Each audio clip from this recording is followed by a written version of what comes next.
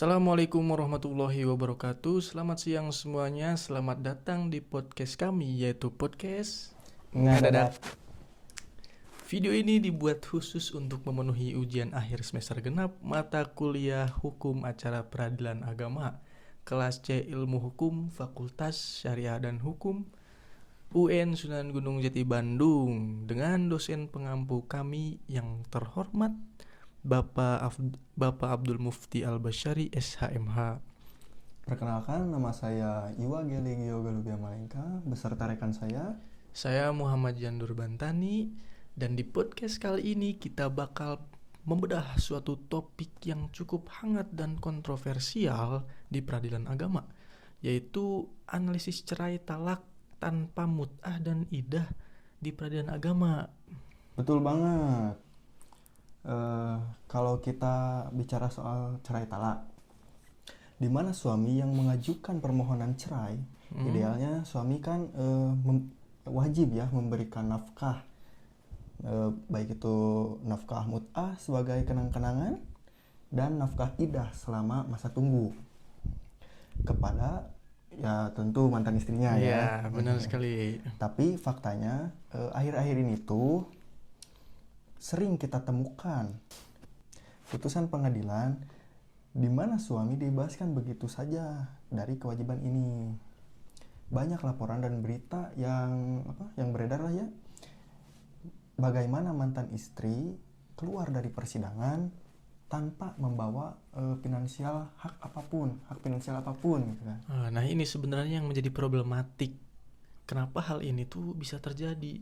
Di satu sisi ada klaim dari pihak suami bahwa istrinya itu nusyuj atau membangkang, durhaka. Tapi di sisi lain, putusan seperti ini seringkali dinilai mengabaikan aspek keadilan bagi perempuan pasca perceraian. Apalagi kalau si istri ini tidak bekerja.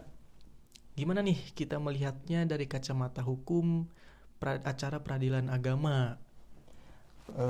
Kalau kita bedah dasar hukumnya, acuan utamanya jelas ada kompilasi hukum Islam atau KHI. Oke. Pada pasal 149 huruf A dan B KHI dinyatakan secara tegas bahwa bagaimana perkawinan putus karena talak, maka bekas suami wajib memberikan mut'ah yang layak dan memberi nafkah atau maskan serta kiswah bekas istri selama masa tunggu. Oh, sebentar. Ada nggak pengecualiannya dari pasal lain? Tepat sekali, ada di pasal 152 KHI. Ya, bagaimana itu? Di pasal 152 KHI ini menyebutkan bahwa nafkah itu gugur jika bekas istri itu menusyui. Oke. Nah, celah inilah yang sering dipakai dalam praktik persidangan. Suami akan berusaha membuktikan di depan majelis hakim bahwa istrinya telah durhaka atau meninggalkan kewajibannya, sehingga suami terbebas dari beban finansial pasca cerai. Oke. Selain KHI, sebenarnya Mahkamah Agung juga sudah mengeluarkan Perma nomor 3 tahun 2017 tentang pedoman mengadili perkara perempuan berhadapan dengan hukum.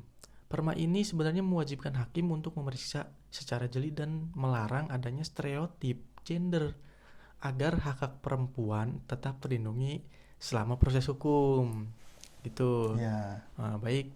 Mungkin sekarang kita masuk ke ranah argumentasi, Pak Yoge. Ya. Jadi, mengapa sih masalah cerai talak tanpa mut'ah dan idah ini memicu perdebatan yang sangat sengit? Dari sisi yang mendukung putusan tersebut, yang pro-nya ya, argumennya adalah kepastian hukum dan keadilan normatif. Jika dalam pembuktian di persidangan memang terbukti secara sah dan meyakinkan bahwa istri melakukan nusyuz, misalnya berselingkuh atau meninggalkan rumah selama bertahun-tahun, maka secara hukum syariat haknya memang gugur. Menghukum suami yang dizolimi untuk tetap membayar nafkah justru mencederai rasa keadilan bagi si suami. Saya paham sih poin itu. Tapi dari sisi yang kontra, argumentasinya lebih menekankan pada keadilan substantif dan dampak sosial. Pembuktian nusyuj dan praktik acara seringkali subjektif. Terkadang istri tidak hadir di sidang karena tidak mempunyai biaya atau adanya intimidasi, sehingga argumen suami diterima begitu saja Ya. tanpa adanya bantahan. Akibatnya perempuan-perempuan langsung jatuh miskin pasca perceraian karena kehilangan hak mut'ah dan iddah. Ini bertentangan dengan semangat perlindungan perempuan. Lalu apa solusi kita, harapan kita dari problematika hukum acara ini? Solusinya dan harapannya tentu saja utamanya itu ada di tangan majelis hakim. Hakim di peradilan agama diharapkan tidak hanya menjadi corong undang-undang yang kaku. Hakim itu harus mengoptimalkan hak sebagai ex officio yang mereka miliki. Meskipun suami mendalilkan istri itu nusyuj, hakim harus menggali lebih dalam kondisi ekonomi dan sosial para pihak. Kalaupun iddah gugur karena nusyuj, untuk nafkah mut'ah sebisa mungkin tetap diberikan sebagai bentuk penghargaan atas masa-masa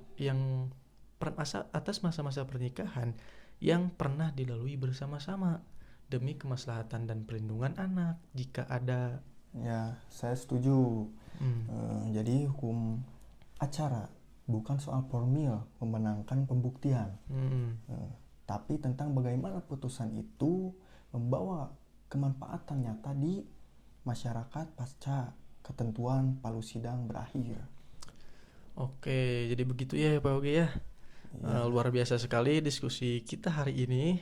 Semoga analisis singkat ini bisa memberikan pandangan baru bagi kita semua, khususnya bagi mahasiswa ilmu hukum mengenai dinamika di peradilan agama. Oke. Kami mohon maaf apabila ada kekurangan kata, apabila ada kesalahan. Terima kasih sudah menonton sampai akhir dan mendengarkan. Wassalamualaikum warahmatullahi wabarakatuh.